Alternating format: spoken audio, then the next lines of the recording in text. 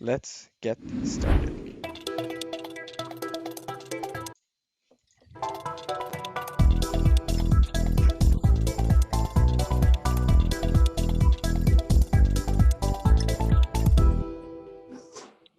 This is episode 24, and I have yet to learn not to click on anything while the jingle is playing. Hello, everybody. My name is Rod Escayola, and I'm your condominium lawyer with Gowling WLG. And welcome to our 24th episode, the last episode of not the last one, the last episode before the last episode of the season. So next month is going to be the final episode of the season. We're going to bring back the usual crew, and we're going to come up with a funny or a good topic, something light and interesting. But for now, this month, we are taking a deep dive on condo rules. So it's part of our deep dive series. We've had a deep dive on insurance and on bylaws, and so now we're going to take this deep dive in condo rules. Now, let me just go around and introduce the panelists. So, following my usual sort of, I like to sort of change the panelists around a bit to hear different voices. And so, I've invited different panelists tonight. And so, the usual crew has an evening off tonight for now. And so, I wanted to introduce them, and I thought, well, since we're talking about rules, why not sort of focus on pets, right? And so, I thought that maybe we could introduce them with maybe the a pet story or if they could share with us the name of their pets. And so first I turned to Debbie McEwen. She's with CMG Condo Management Group. Debbie McEwen is a property manager extraordinaire in Ottawa. And Debbie, can you just run by us again the name of your cats?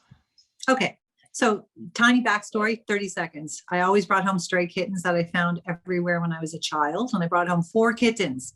And I named the first one Cutmouth because it had a cut on its mouth. And the second one Black Nose because it has a black nose. And my mother said, you need to be more creative with those names. So the second 2 were named Igor McPuffin and Mutter McMutter.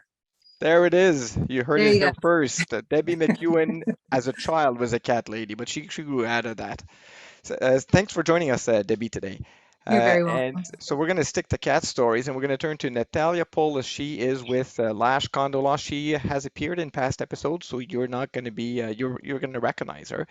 And she also has weird names for her cats. Natalia, what's up with that? So I have a cat currently, and I named it after someone I met in Thailand, and his full name is Kitty Pong Fet Dong Thong Polis. But for short form, I call him Pong. But as a kid, I had a hamster named Putin because my dad was listening to the news and I heard Putin's name on the news, and I thought, well, why not name my hamster after this great Russian man? So that's my 2 funny pet stories. Okay, and so people at home, if you're on the chat channel, feel free to share with us the name of your pets or a pet story. We have the 2 condo twins, of course, with us tonight. We have Graham McPherson, a condo lawyer with Gowling WLG, and we have David Plotkin, the other twin of the series. And I guess, Graham, you're going to tell us about Lola, the cat who sabotaged a mediation. I guess my pet story, and the guilty party is right here for anyone who wishes to inspect. But I was in the middle of a mediation, and it was getting heated, and I was making some sort of submission that I'm sure at the time I felt very impassioned about, to the point that I wasn't paying enough attention to my screen, and the mediator cut me off to tell me that, Mr. McPherson, I'm sorry to stop you, but your cat is knocking over that picture frame. There it is. Don't let the cat out of the bag. Yeah. David, I'm not sure if you want to share your story or not, but I guess you're not a very good cowboy, I hear. When I was I think I was 11, we were horseback riding at summer camp, at sleepaway camp, and for whatever reason, my little horse kept kicking the horse behind me, and the horse behind me decided to take it out on me. So I was known as the kid who was bit by a horse for many years after that. I had teeth marks in my legs for a couple weeks after. And now for many years to come, the condo community will know this story. And we have a guest, the voice for the condo manager's voice for Toronto. He's from the First Service Residential, John Demarin. He's the VP of Community Development and Governance, and he doesn't have a pet. John, what's up with this? No, there's no pet. And really, how do I even compete with what Graham did by bringing in such a cute cat. I know it's always been an argument and a debate around our house because everyone else in the house wants the pets. You know, we had my daughter had her hamster the one time and she kept it in her room, and we had carpet in that room. And this was a very smart hamster. So what it did was it used to actually chew away all the carpet, eventually learned how to escape right under her door. Then we had a little hole in our drywall by our bathroom, and then it actually made it 3 bedrooms over into the back of the shower and would stay there for 2 days until it would finally come out. So The I've had Great it Escape. for now. I'm not totally anti-pet, but The Great Escape, John. That's what took place, the Great Escape. And so, anyways, I had two cats. One of them was the nicest possible cat, and the other one is the cat that killed the cat in Pet Cemetery. That's the second Oh. cat I had. Okay, now let's do our usual sort of housekeeping. People, feel free to chat, feel free to exchange. That's really part of our webinar and what we do. So we love to read your comments afterwards, and we upload them on our website afterwards. So keep it PG-13, please. If you have questions that you really want to bring to our attention, you may want to put them in the Q&A rather than in the chat. They have a better chance of being ignored in the Q&A, actually. Sorry to say that. We try to get to them, but sometimes we ignore them, not by design, just because we run out of time. And before we dive in, the usual disclaimer, your favorite part of the webinar. For those of you watching this webinar, keep the following in mind. This is a Ontario-centric webinar. So when we refer to legislation, it's Ontario legislation. The information we are providing you today is as up to date as possible as of the date of the broadcast, which is May 5th, 2021. And later on, we'll be uploading on our website on the Condo Adviser, the webinar, if you want to have a look at it later on. It usually takes me about 7 days or so to upload it, so just bear with me. And most importantly, what we discussed today is general information of a general nature. You may want to consult your expert, your lawyer, your manager, your engineer to give you answers to your specific questions, and just take what we present today as general information. What else do I need to say? I think I need to say that this webinar is recorded. For whatever reason, I need to say that, and that's about it. Perfect. Graham, keeping it very short, how in the dark are we with respect to the reopening of Ontario? I mean, we're still pretty in the dark. As of now, the status quo from our last webinar remains in place. So, you know, we're still in a lockdown. There's still a stay-at-home order that's going to remain in force until at least May 20th. You know, I guess just to sensationalize a little bit, there have been some rumors, but they are only rumors that we might be looking at hopefully reopening. You know, you can see maybe some restaurants starting to put out patio stuff. And the regulations with respect to businesses and the responsibilities that they have to adhere to, we can see that they've been updated to specifically state that restaurants or businesses serving food and drink have to make sure that anyone who's removing their mask to eat is at least 2 meters apart or protected by a barrier. So, you know, not much to go on. Overall, the message is everything is still the same, but maybe some signs of hope of numbers getting better and restrictions loosening. Right, and so one of the clues we got is that the province has updated the stage 1, 2, and 3 regulation. Stage 1, 2, and 3, if you recall that from a prior life, is when it was the how they were referred to before we color coded them, and so we can see that these amendments give us the impression that maybe at one point this lockdown is going to be lifted and various areas are going to be rolled back to the different colors based on their numbers or COVID numbers. So fear not. Let me just slide this on the screen. We have a tool for you. If you go to the Condo Adviser website, whenever you're rolled back to whatever color you're rolled back to, we have a COVID tool. If you click on that, when you scroll down, it brings you to the various tiles. You click on the tile that is applicable to you, and then you will get to see whatever regulation, whatever restriction are applicable to your area. And I usually put in here in this box the various public health areas or zones, and so you'll be able to see which color applies to you. Right now we're all in shutdown, but eventually that's not going to be the case, and so that's where you can find. I was going to say, now that we've presented a glimmer of hope, I would ask everyone at home to please knock on wood for us. That's right. That's right. Usually we get an announcement from the province a couple of minutes before the webinar, but not this week, I guess. Okay, folks, now the main topic, a deep dive on condo rules. Rules are the great divider in the condo world.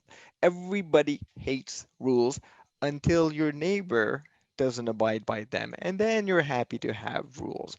As much in society as in condo land, rules are required to keep peace, order, and good government, right?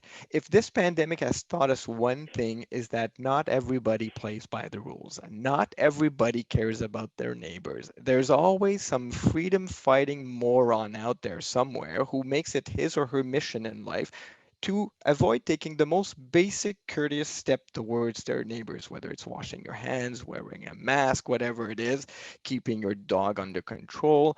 And so that is why we need rules, because not everyone is made to live in a condo. Common sense is everything but common. No, you can't park your kayak in your parking spot. No, you can't throw a chair over the balcony onto a highway. No, not everybody likes the smell of your sardines on the barbecue. And no, you cannot have a condo, a dance studio in your unit. Like, I mean, you'd think that everybody would kind of know that by default. Unfortunately, not always the case. So that's why we have these rules. So let me turn to you, David, and let's start by, I'm going to ask you this question. What are rules? What is it that they do? What is it that they don't do? So in our continuation of last week, rules are not the deck and rules are not in what's in bylaws. Rules are rules. Rules are specifically set out in Section 58 of the Condo Act to promote the safety, security, and welfare of owners, to prevent unreasonable interference with the use and enjoyment of units, common elements, or assets of the corporation. And they must be reasonable and consistent with the Act, declaration, and bylaws. So you'd remember from previous discussions, the declaration doesn't necessarily have to be reasonable, but rules certainly do. And that's whatever the reviewing lens of a court afterwards will be, is the rule reasonable in the circumstances? And what they can't do is change or expand anything in the declaration or bylaws. So you can't, for example, declare a rule that will somehow create a new common expense, because that would be jumping into the jurisdiction, let's call it, of the declaration. Right. So that's exactly it, right? So rules do something, bylaws do something, and the deck does something. Did you sort of tell us what they do, what they focus on? That did I miss that? Well, safety, security, and welfare of owners. Yes. And on the property of the assets. You said that, eh? And I did. Yeah. I was just daydreaming for a second. I have too many screens, folks. Okay, very good. Well done. And so that's it. I mean, you've covered your slide, so let's move on then. I'm going to maybe turn to the managers now, and I'm going to ask you this question, John. So we have the rules, and I mean, the rules are, found wherever they're found, and we're going to talk in a minute about how they get adopted and so on and so forth. But as a manager, John, so you get a new portfolio or you get a new property. How do you tackle this? What's one of the first steps you do with respect to the rules? I think to answer that question, I'll look at how we actually start. So when we take over a client from another management company, we end up getting all of their records. And what we want to do is we want to do a deep dive. We want to look at their declaration, their bylaws, all of their rules, any policies in place.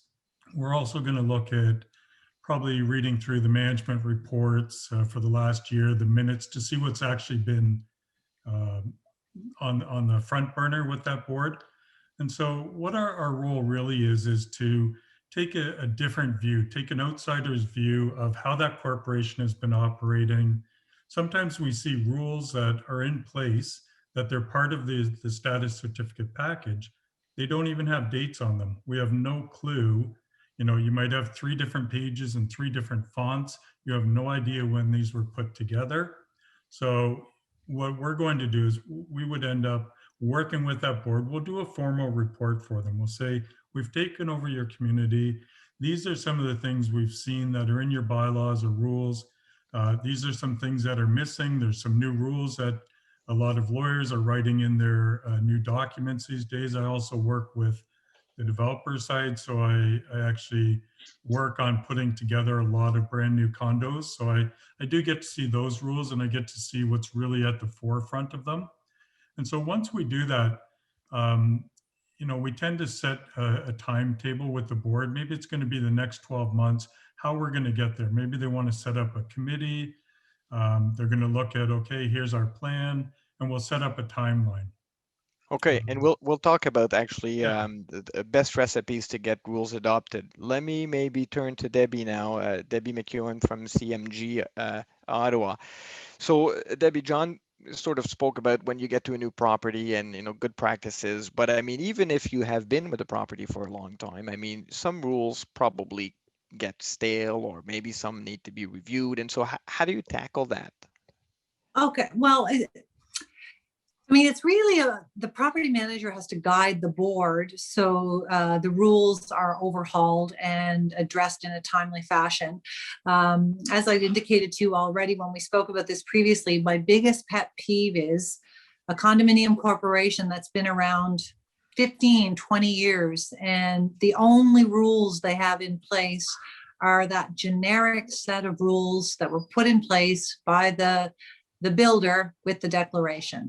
They're very general. They're copied from condo to condo to condo. There's nothing specific. Things change over time. Your rules need to be comprehensive. They need to be clear. What I like to see and work to help my boards put in place is some sort of handbook with an index and with topics. You need to have a comprehensive set of rules as a property manager for governance and to guide your board of directors. And that's a project, and it's a massive project that, as a property manager, I will work with my board to put in place. Right, and you have to do this continuously, Debbie. You were telling us that yesterday, because I mean, there's new realities in life. I mean, 5 years ago, you did not need to have a rule about drones, for instance. 10 years ago, nobody heard of Airbnb, so that was not an issue that needed to be addressed by rules. In 2017, Skippy Sunshine in Ottawa legalized cannabis, right? And so then you need to turn your mind to that. So as things evolve over time, you need to sort of look at what are the new realities. I was in the forces for a long time, and every summer we came up with a new set of rules that we had learned from the prior year. One year we needed to suddenly tell people not to eat shoe polish because Private Smith ate shoe polish the year before. So you need to sort of always keep your eye on the ball to see what is it that somebody's now going to dream up as the next condo activity. Okay, so that David, I kind of knew that something was missing from your prior presentation, and it's my fault. I made one slide and you turned it into two. It threw us off. That's right. So let's go back to you. So you explain what rules are, and what about the obligations to comply with these rules? Right. So Section 119 of the Act sets out a positive obligation that owners and occupants shall comply with the rules, and that owners must ensure their tenants or the occupants comply as well. And other owners also have a right to require enforcement of the rules by the corporation. So it's kind of a shared and collective duty that everyone has their part to play in abiding by rules and in enforcing rules. And this then flows into the Section 17 sub 3 obligation for a corporation that has a duty to take reasonable steps to then enforce the rules. Right. Okay. And so, Graham, you're telling me that there's some questions in the Q&A or some questions in chat about what kind of rules can be adopted. Is that what I saw?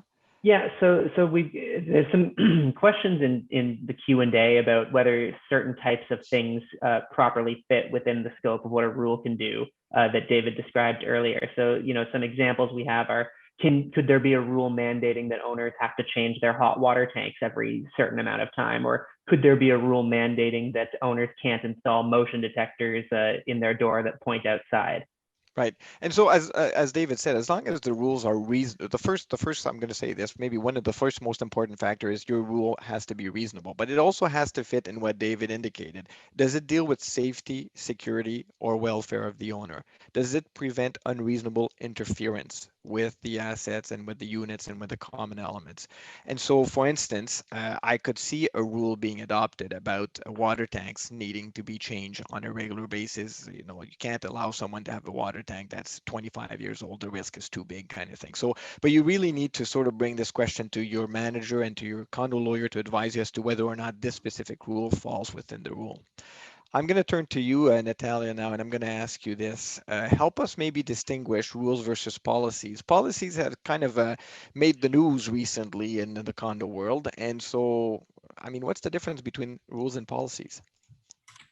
So that's exactly what I was going to say is policies for the most part have only become like a hot topic because of COVID, because of the temporary masking policies. Prior to these temporary masking policies, a lot of corporations never even knew that they had the ability to pass policies within their corporation. There's nothing in the Condo Act that talks about policies. However, for the most part, a policy provides a roadmap or a framework for board governance. It's a mechanism used by a corporation for continuity and predictability for how boards govern certain aspects of a condo's affairs and how they make certain decisions. I think the best way to probably describe a policy is by example. As I mentioned, many have only heard about policies after the temporary masking policies came into effect, but I'm going to ignore that for now because I think that Graham is going to be touching on that shortly. Yeah, that's it. But I'll provide some other examples of some policies that we've drafted in the past for some of our condo clients. So for instance, you have an enforcement policy. So this type of policy outlines how a corporation will investigate and enforce breaches of a corporation's rules or its declarations. So it'll provide a step-by-step framework and outline of what owners and residents could expect when they are alleged to have breached the bylaws or the rules or the declaration, and how the corporation will enforce compliance. So for instance, they'll have an outline of how enforcement will go. So step 1, management will write a letter. Step 2, still continue to non-comply, maybe another 2 letters from management before legal gets involved, and so forth. So that's an example of one type of policy that we've experienced in the past. Another one that I think more people would be familiar with is a camera surveillance policy. So this provides the standards of installing or using video cameras on a corporation's property, the signage requirements, archiving and video procedures, and so forth. Another policy that we've come into contact really recent a lot is the human rights policy. So this would outline how a corporation will address any requests for accommodation, whether it's for a service animal, whether it's for any handicap accessibility issues, but it would basically outline what a board will do once it receives this request. And so owners will then be able to look to these policies to see how a board will address their concerns and know that it's being uniformly addressed once they get these sort of aspects dealt with by the board. Go ahead. So policies generally don't impose like additional obligations on owners. They more so supplant and add additional things to rules that the board may then look to and owners can then also look to. And one main difference of policies than rules is that they don't require a vote of owners or the approval of owners. They just require the approval by the board at a board meeting by resolution. So there's not any notice requirements. However, generally we do recommend corporations provide policies to their owners once they are approved at a board meeting. So basically, the rules are an internal document that really guides the corporation in how it does its business. I mean, that's the classic example of a policy. It helps the corporation have some consistency and predictability in how it will address various situations. But now COVID hit the fan, and then suddenly we have policies that are requiring the wearing of masks, for instance, policies that are postponing in-suite renovation. So, cue to you, the Grim. What can you tell us about that? Did COVID change the landscape at all, or? I think rather than thinking of it in terms of how COVID maybe changed the landscape, I think more COVID sort of brought to light one of the functions of policies. And that function is that, you know, a rule can do something like say, you can't have a dog over 20 pounds, or you can't park in the visitors parking, or what have you. A rule can do things like create new obligations that owners have to abide by. A policy can't do that. If you're going to try and create a new obligation, like Natalia said, you have to set up a rule and do it pursuant to the process called for in the Act. And I think Natalia is going to tell us about that process in more depth later. But a policy, on the other hand, what it can do is expand on and provide more guidance on obligations that owners already have. And so the big example of this, the very trendy example that we're all kind of dealing with these days, is COVID. And I'll talk about mask policies, for example. So under the Condominium Act, all owners have an obligation to ensure that they're not carrying on any dangerous activity that's likely to harm anyone. And so that is an obligation that owners already have to follow. They have to abide by the act. And so what a mask policy, for example, does is say, okay, well, if that's your obligation at law already, in the context of COVID-19, here is what you need to do to ensure that you're complying with that obligation. So it sets up, kind of like how the policies we described earlier set up a sort of consistency and same level of understanding across the board. COVID policies that, or policies like it that sort of expand on rules and clarify what the obligations are can do the same thing. I can think of a similar non-COVID example could perhaps be something like if there was a rule that said something along the lines of, well, that said, you know, you can't park in visitor parking, or you can only park here at certain times as could be set by the board. Those times set by the board could be in a policy that changes from time to time. Now, something that I think is interesting about policies is that, you know, if you look in the Condo Act and you search for policies, if you can find anything in there, please let me know. Because from what I've seen, and I think the reality is that there's nothing in the Act that actually describes policies. So the question could be raised, well, I mean, why should I follow this policy? Under whose authority? Why would I ever have to follow this thing that doesn't exist in the Act and it hasn't been enacted by a vote? And I mean, those are all good questions, but the court has considered those questions in the context of COVID-19 especially. And you can see here on the, I won't go through the quotes, but you can see that courts have referred to policies a lot of times in the context of mask policies, and found that, you know, the efforts of the board of directors to develop and distribute these policies were not only reasonable, but entirely necessary, and that corporations have the authority to issue these policies. So it seems to be something that kind of comes under the jurisdiction of the board under the powers granted to them in the Act and confirmed in common law. Okay, wonderful. And so maybe one of the questions is, should we circulate these policies to the owners? Do they get to see them? I don't know, Debbie, what's your practice? So I think some policies certainly should be circulated to the owners at all times. I mean, I've utilized policies in my work in three different ways. One being board of director policies put in place by the board of directors to ensure continuity, board after board after board, director after director. So governance for the board itself. That can be as simple as ensuring that all members of the board sign a confidentiality agreement. That can be a policy. Other ways policies have been used are related to surveillance equipment, and that definitely is a policy that owners should be aware of.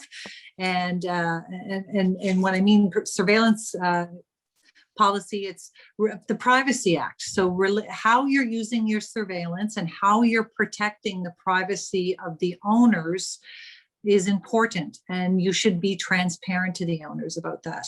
Policies are used because they're simple, they're not usually challenged. Using a rules can be challenged. Rules can lead to a meeting being requisitioned to challenge them, whereas a policy, you don't typically see that happen because they can change from time to time, and they're very easy for people to swallow. Right, absolutely. So Debbie, you'll have to tilt your camera up a bit because we don't get to see your eyes. I mean, so no, the other way. The other way. Thank you. Yeah, keep going, Is keep that going. better? A bit more. If you could see my setup. Oh. Yeah, so this is a lot better. Okay, wonderful. Perfect. And so let's go back to the rules. How do we adopt rules? Natalia, I'll turn to you first. Maybe you can walk us through the process of adopting a rule. Sure. So the procedure to pass rules is outlined in the Condo Act, so it's section 58. And when a rule is proposed, the corporation has to send out proper notice of the rule to its owners, which includes a copy of the rule itself, a statement advising that the rules will become effective in 30 days, unless, as Debbie mentioned, a requisition is received, a statement advising that owners have the right to requisition a meeting under Section 46 of the Act, and copies of both Section 46 and 58 of the Condo Act. So it is a quite comprehensive notice package that needs to be distributed. When the rules become effective depends on a lot of different items. First of all, if no one requisitions a meeting, so you don't get the 15% of owners signing the requisition form, the rules will become effective after the expiry of that 30-day period. If a requisition is received, the corporation has to hold a meeting of owners within 35 days to vote on the rules. At that first attempt to hold that meeting, if there is no quorum present, then the rules would automatically become effective at that point in time. If there is quorum at the first attempt to hold the meeting, and a majority of the votes cast at the meeting do not vote against the rule will then become effective. So that's kind of the process of how to actually get a proposed rule passed in your corporation. But prior to even introducing a rule or sending out a notice of rule, it's important to look at the rules themselves. If the board has drafted them or the management has drafted them themselves, it's important to see, as David mentioned, are these rules reasonable? Are they compliant with the Act, the Declaration, and the bylaws of the corporation? So for instance, I'll provide you an example of an unreasonable rule. If you're a Toronto board who's very passionate about the Toronto Maple Leafs, and you want to pass a rule that prohibits residents from wearing Ottawa Senators jerseys, likely this rule will not be reasonable in court. So that's probably something you should avoid if you're at Toronto Condo. As I mentioned, it's also important to have rules vetted, usually by your corporation's lawyer, to make sure that they are compliant with your declaration, your bylaws, and the Condominium Act. So for instance, if your declaration explicitly permits pets, you can't pass a rule that then prohibits pets. The declaration provisions would prevail, and if challenged, an owner would be able to have pets in accordance with the declaration. So again, it's always beneficial to have your corporation's legal counsel review any proposed rules to, again, ensure they are reasonable and compliant with your governing documents. If not, they could be challenged and will likely be unenforceable. Okay, wonderful. Thank you so much. And so that's for the adoption. And I sort of tried to catch up with you with the slide. I think I was delayed slightly. But let's talk about the process of adopting the rule, not so much the legal process and the step-by-step that Natalia just described, but I want to turn to the managers. And I'm going to start with you, maybe Debbie, about what's a good recipe to key to success in adopting rules. And I'm referring here to consultation and like, how would you tackle it? Can you see my eyes? Yes. Okay. So rules, I can't even tell you how many times a day you reference and go looking at a condominium's rules, owner questions, issues that are reported. And if you find that there is nothing there to assist you, it can be very challenging if an owner pushes back. So rules are necessary. They are essential for effective management. They should be clear. They should be property specific. Generic templates don't work. Rules impact owners. I think in a lot of cases, if it's not very, very simple and crystal clear what you're trying to do, owners should be consulted. Recently, I had a rule that was regarding smoking, and produced by a lawyer, sent out to owners, and a meeting was requisitioned. We called a town hall meeting. We didn't have the board sitting at the head of the table and the owners in front. We all sat together, and this was pre-COVID, obviously, and had a discussion, a frank and honest discussion, what people liked, what people didn't like about the rule. Everybody realized that not all people's issues could be dealt with. Nobody was going to be satisfied 100%, but a compromise was reached and a new rule was submitted to everybody that included most of the things that people felt strongly about, and it was unanimously accepted by the owners. So I think we sometimes lose sight of the fact that owners are directly impacted by these rules, and they just get sent out, and there isn't an opportunity for an owner. If they can't get 15% to sign a petition, or a requisition, they don't get an opportunity to discuss it. And I think we need to be more proactive and have conversations with the owners about rules before randomly putting them in place.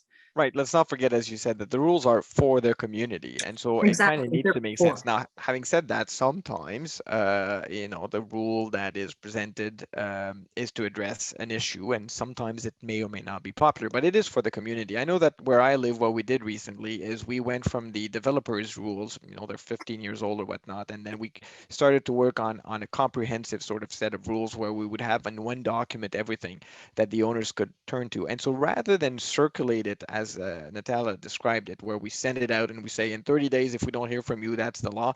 What we did is we pre-circulated them, and we're still gathering input and information and comments on that. And then we're going to sit around the table again virtually, and then we're going to tweak the rules as required, if required, and then we'll do the real circulation. There's really a two-way discussion. John, did you have anything to add to this? How do you get to the finish line without losing too many feathers when you're adopting a rule? Well, first of all, I agree 100% with what Debbie said so far. And even your approach, Rod, I think it's a great approach. Maybe just to add a few things. Sometimes, as opposed to doing a town hall and trying to get everyone together, I've seen many times you have maybe a 5-member board, and they agree that they're going to have 2 or 3 meetings just in the party room, just inviting small groups of people to gather, and they each get to talk to different groups. And at that point, you kind of get a different feedback from each group, and they can all come back together and talk about it. And then it's, sometimes people can't make one meeting, so give them more than one opportunity. I think another great thing is, management really has to work with the board, and rules have to actually start with the board. It can't be driven by anyone other than the board of directors representing their community. So if management comes in and says, well, we think you need a rule like for this reason or that reason, that's great. Maybe they're just going to say, what do we do to approve it? And they want to rubber stamp it. But no, you actually have to get them to, you have that discussion. You say, these are the reasons why this particular rule's in place. And as was mentioned earlier, before they actually pass the rule, you really need to get that the board of directors to have the lawyer review these rules, because if you don't, then there's a chance they won't be enforceable, and you're going to cause a lot of headache for the owners that you're trying to go after. It can cost them a lot of money in court, and that's how you really kind of divide your community, when you don't have people on the same page. So if you could do that proper communication, if everyone is on the same page, understands the need for the rules, then it's going to be a lot easier to enforce it down the road. Okay, wonderful. And we are now officially behind schedule. And that's fine. This is because unlike us. there's so much to talk about. So I'm gonna try to push you forward, all of you. Very quickly, Natalia, one thing that I didn't ask you, when you were talking about the validity of the rules and the adoption of the rules, one of the questions that keeps coming up is whether or not you have to grandfather, period, when you adopt a rule. So what's the approach on that one? I was wondering when you're going to ask me this question. So the short answer is no. Technically, there's no obligation to grandfather when you propose a rule. There's also nothing in the act that mandates that. But there is positives of providing grandfathering provisions in rules. First of all, they could be seen to be more reasonable. If you have a corporation that's been a smoking corporation for 40 years, and all of a sudden the corporation passes rules that within 30 days you can no longer smoke, it could be pretty contentious. And I've had similar meetings as Debbie had, where that's one of the main rules that gets requisitioned. Owners are used to smoking, but if you provide some leeway for owners to stop smoking at some point in time, or at least stop smoking within their unit or the common elements, it would actually help, usually in my experience, the rules pass and seem more reasonable to the owners. Right. Okay. And same with a rule applicable to a pet. While you don't have an obligation to grandfather, it kind of makes sense to grandfather in certain instances. And let's keep in mind that what your grandfather is the pet, is not the unit, is not the owner. It's that specific pet. Pistache the dog is grandfathered for the for Pistache's life, I guess. But similarly, when you're dealing with smoking, if you're going to be grandfathering, you may look at, okay, well, under what conditions? Do we allow smoking on the balconies? Do we allow smoking in the unit? Do we allow for how long? Is it for the occupancy, for the duration of the occupancy? Is it for the life of the smoker? Is it for 3 years, 2 years? All this goes into the mix. Um, Graham, I'm going to turn to you, and you're going to have to do it at light speed. But so Natalia was talking about a circulation process, and at one point, if owners do requisition a meeting, so you circulate the rule. I'm not. Did you cover that, Natalia, already? Like the voting? I don't think so. You left that for Graham, eh? I think I touched on it very briefly. Anything to add, Graham, when we get to if we get to a requisition where people call a meeting of so you circulate the rules, and then 15% of the owners ask for a meeting to vote on the rules. So how does that unfold? So if at that meeting, let's say there's a couple of ways that it can unfold. One, it might be that even though a meeting gets requisitioned by 15% of the owners, it may be that no meeting can ultimately be held because there's not sufficient quorum. If you don't get 25% of the owners at the meeting, you can't hold the meeting, in which case the rule is passed. Likewise, let's say you do get enough quorum to hold the meeting. If at the meeting, the majority of those people there do not vote against the rule, then the rule passes. So I guess stated otherwise and most simply, the only way to requisition a meeting and successfully stop a rule from coming into force is to make sure that you requisition it properly, that you get quorum to hold that meeting, and that at that meeting, the majority of those there present vote against the rule. Okay, wonderful. And a quick question before I ask Debbie to raise her camera again. A quick question for you. A quick question for you, Graham. I mean, people have more than just 30 days. I mean, you have the circulation that takes place within 30 days, but can a group of owner call or requisition a meeting to vote on an old rule that suddenly sort of fell out of favor? Yeah, it doesn't have to be in that first 30 days.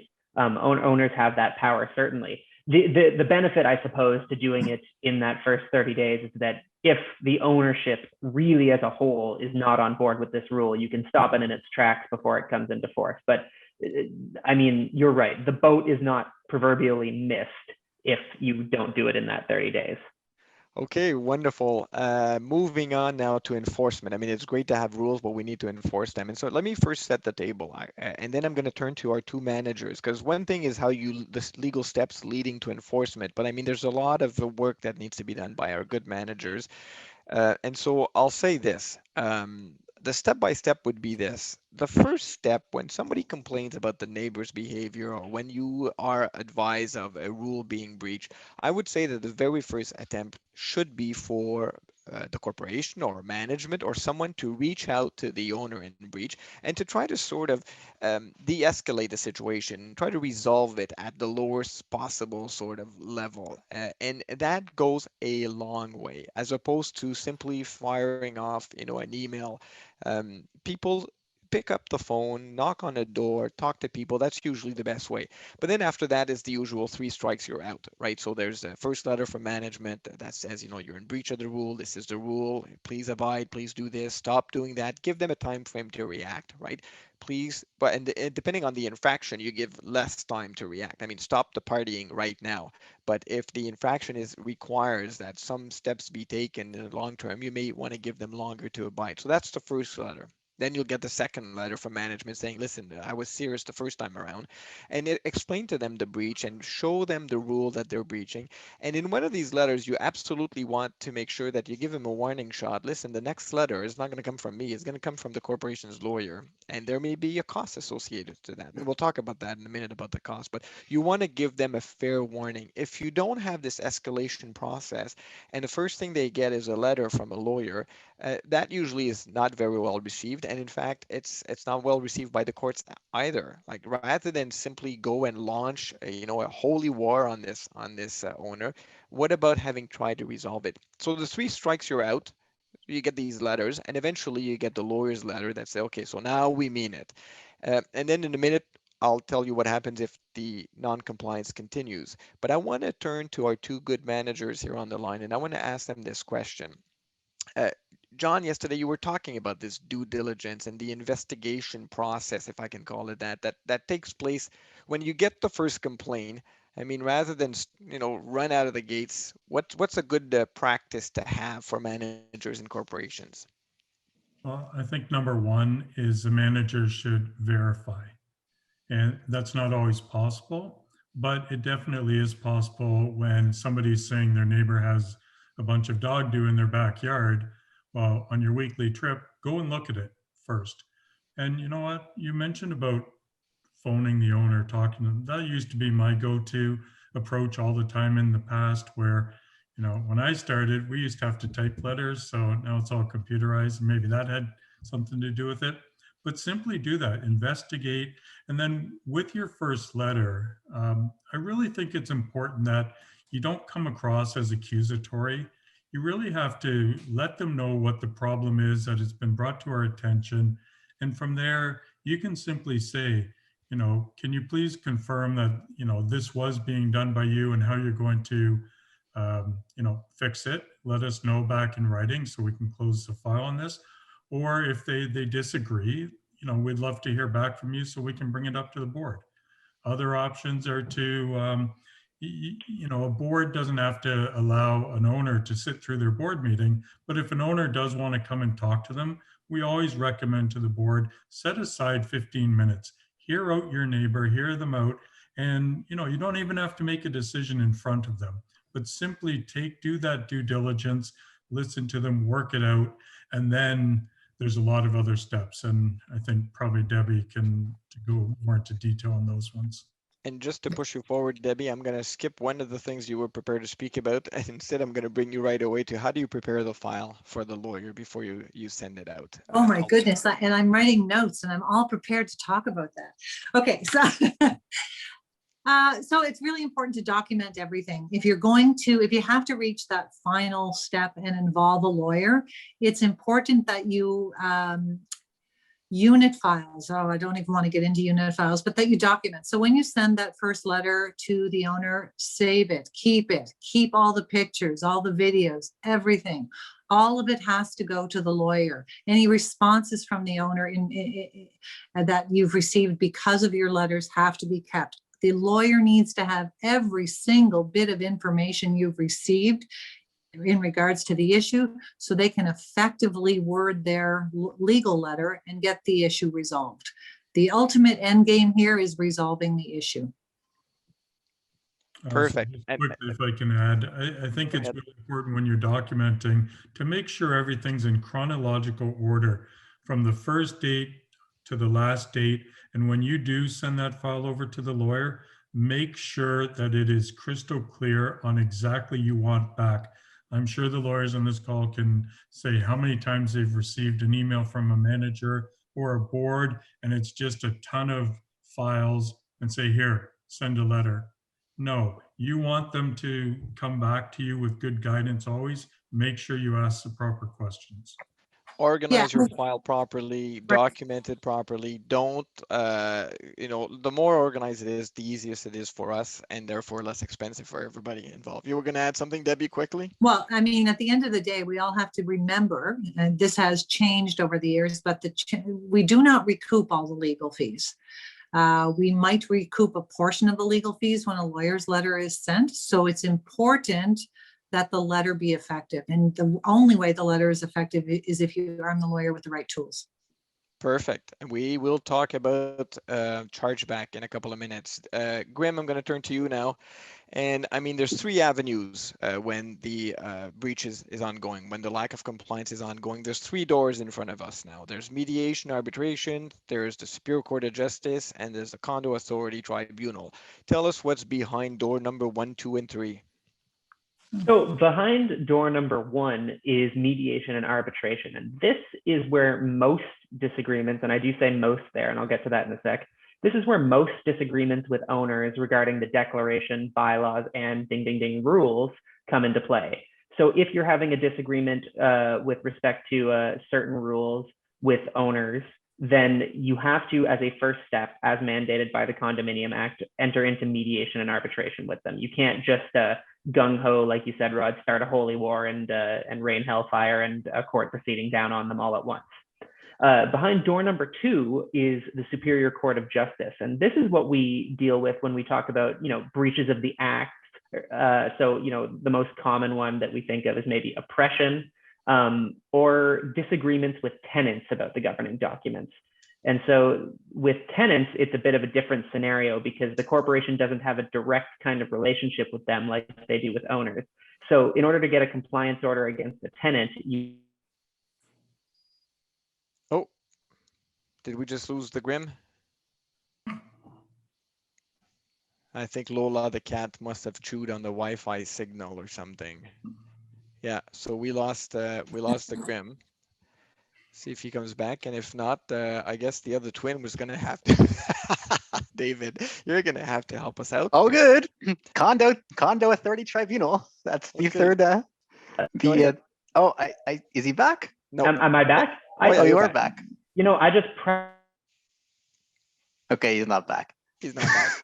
All right, so I'm going to pretend to be Grim for a second. Condo Authority Tribunal, now with the new jurisdiction that it has as of the beginning of the year, any disagreements in regards to pets, parking, storage, and vehicles has to go through the CAT, and it's kind of unclear the defined boundaries of their jurisdiction. A few cases recently have kind of shown that the tribunal is willing to stretch their jurisdiction a little bit more. We'll have to see how that develops. But if your disagreements are specifically related to those subject matter, that's likely where you're going to have to end up.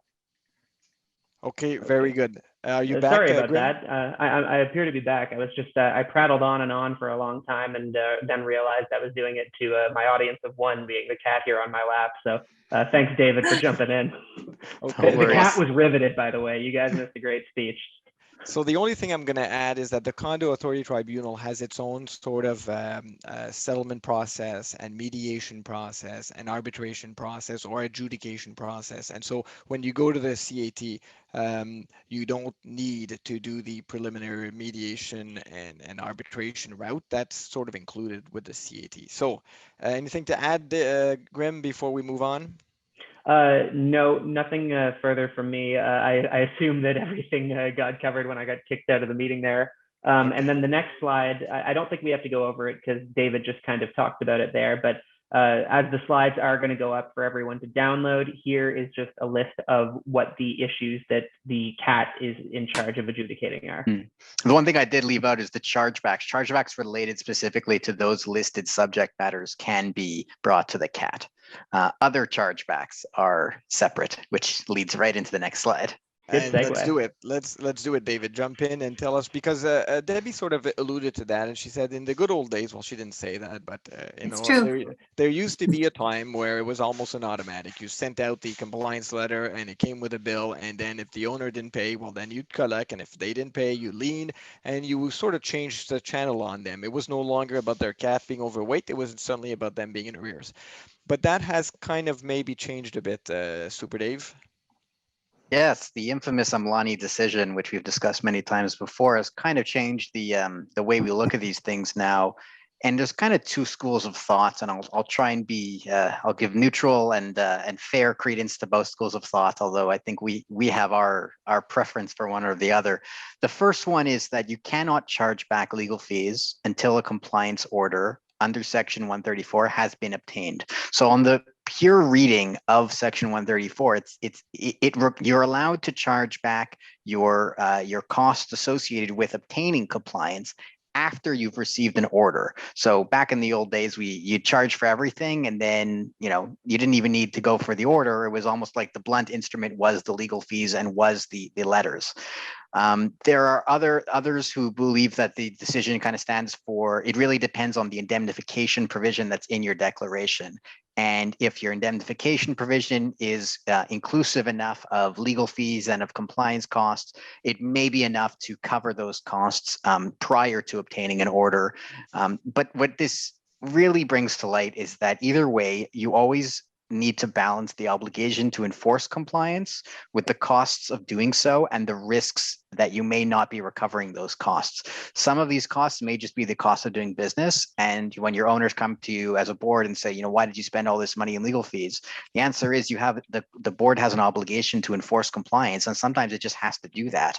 And, you know, if someone's not responding to the non-legal letters from management and discussions, sometimes, I mean, the legal letter is necessary. And sometimes that's the instrument that gets the behavior to be changed. In any event, you always want to be acting reasonably as a corporation when you're trying to recover costs or enforce compliance, because this will always be the framework for a court reviewing your action afterwards. You know, were you reasonable in the steps you took to try and achieve the compliance? Were you willing to work with the owner? Were you willing to sit down and mediate? Were you willing to see, you know, is there an alternate route that we could go? You know, I'm saying X, you're saying Y. Is there a Z that we could find in the middle that would be able to, you know, enforce the rule but still be fair to everyone involved? Right. And I was going to say, just to keep us moving forward because we're running out of time, I was going to say this. At the end of the day, the corporation has no choice but to take reasonable steps to enforce the rules.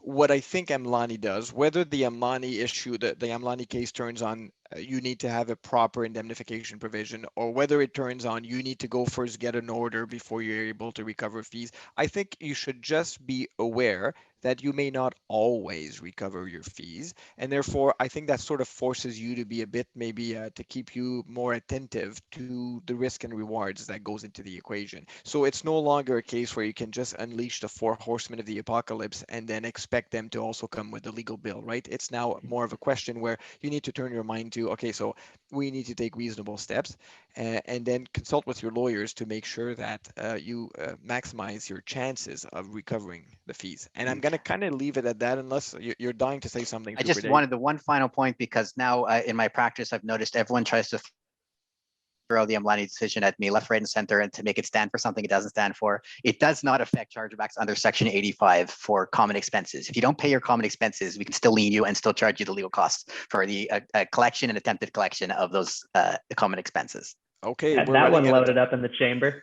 Oh, yeah, look at that, eh? So, and now the next slide, I'm afraid to have a look at it because I didn't see it before this very second. We won't have time to talk about accommodating human rights to any great extent today. Maybe that's going to be our deep dive on human rights, maybe next week, who knows, next month, who knows what we're going to do. But I'm going to say this. Keep in mind that despite the fact that you have a rule, the corporation has a duty to accommodate bona fide disabilities. So if there's a disability, it needs to be accommodated up to what's called undue hardship, right? And undue hardship, I mean, varies in various circumstances, but I mean, as long it's really not economics in the case of a condo. It's more of a question of, is your accommodation, let's say, putting other people at risk, for instance? That would be an example. The duty to accommodate has 2 layers, the substantive duty and the procedural duty. So when you get a request for accommodation, procedurally, you have to be nice, you have to be respectful, you have to act in good faith. Of course you would, but I mean, some people need to be reminded that for some weird reason. And the substantive element is you need to really try to see, you know, what accommodation may or may not be required. But again, we don't have enough time to, that's a whole episode in and of itself.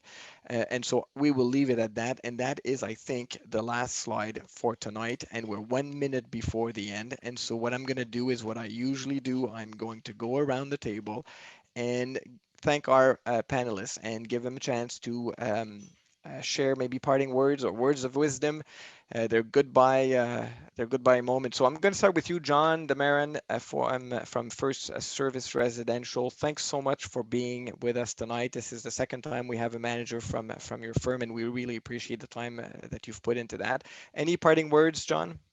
I'll just make it short and sweet. Thank you so much for the invitation. Looking at Denise's chat, and I think what I heard yesterday is Toronto all seems to be number 2, where Ottawa was number 1. But with the indemnification belief, I agree with Denise. So thank you, everyone. No, John, Toronto is not number 2, at least when it comes to COVID numbers. Oh, sorry, I can't believe I said that. Debbie McEwen, CMG, the Condo Management Group from Ottawa. Thank you so much for joining us tonight and for fixing your camera. And any parting words, Debbie? Anything you want us to leave with?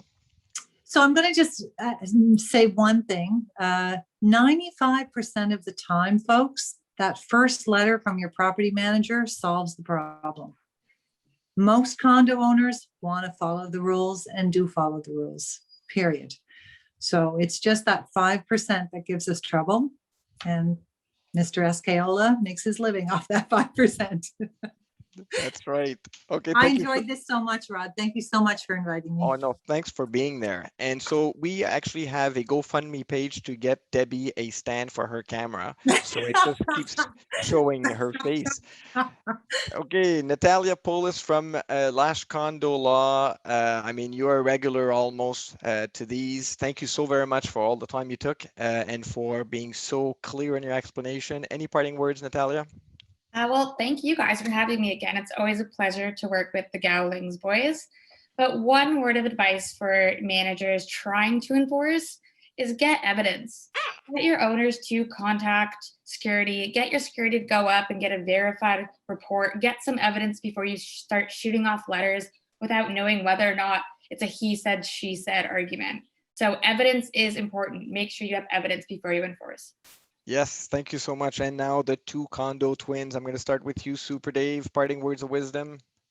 Yeah, on the leading off of what both Debbie and Natalia said, a lot of these letters is also kind of a communications exercise, as more so than a legal exercise. If your first letter doesn't say anything or it says too much, you can put yourself in a difficult situation than when you have to write the second and third letter. So even if you're sending your first letter from management, if you want to, I've ghostwritten letters for managers before, and they put that on their letterhead. You still really want to make sure that your letter says what you want it to say, and you're setting yourself up for success. Okay, and the second condo twin, the Grim, parting words of wisdom before we wrap this up. I guess my words of wisdom are, if you're a board member or a manager, or even if you're an owner, I think it's worth dusting off the old rule book, bringing out the tome, and going through it to make sure that everything is still relevant to your condo and makes sense. And it might be worth considering, if it hasn't been done in a while, looking at a revamp and whether or not that's something that the ownership would be interested in. Okay, thank you so much. And John, I see your question, John online, I see your question, and I promised we would talk about it. If a rule has not been consistently enforced, can it ever be applied? And the answer is usually yes. Now, if there's a sort of vast, absolute, if you've never enforced it and you've always turned a blind eye, this owner may have an argument to try to push back.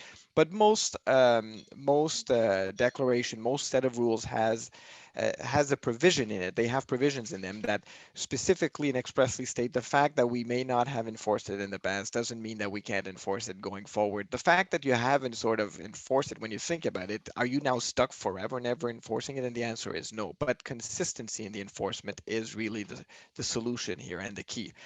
Okay, folks, it is now 6:03, and our next webinar is on June 2nd. It's going to be the last one of the season. Then we're going to take 2 months off unless something terrific happens and we need to meet again. We will post the information about our webinars to come on our website, on the Condo Adviser website. There's a tab for webinars. You can see old webinars. You can view them on demand. You can download the PowerPoint presentation. You'll be able to download also the chat and whatever document we think is relevant. But you'll also see the next webinar to come. I'm not sure what the topic will be. If you want your topic to be considered, send us an email. We're always looking for different ideas. And so I think that's it, folks. I know we're all fatigued, we're all exhausted. There's all sorts of discussion and debates over the vaccine and the good one and the bad one and this and that. And it's a terrible time. We're all pulling through this together. There's a light at the end of the tunnel, and I promise you it is not a train coming our way. And so just keep plowing ahead, folks. Springtime is here. Wash your hands, wear a mask, be kind to each other, and we're going to pull through this. There's no doubt in my mind. So that's it for us. And thank you so much for taking the time to being with us tonight. Thank you, everybody. Thank you. Thanks.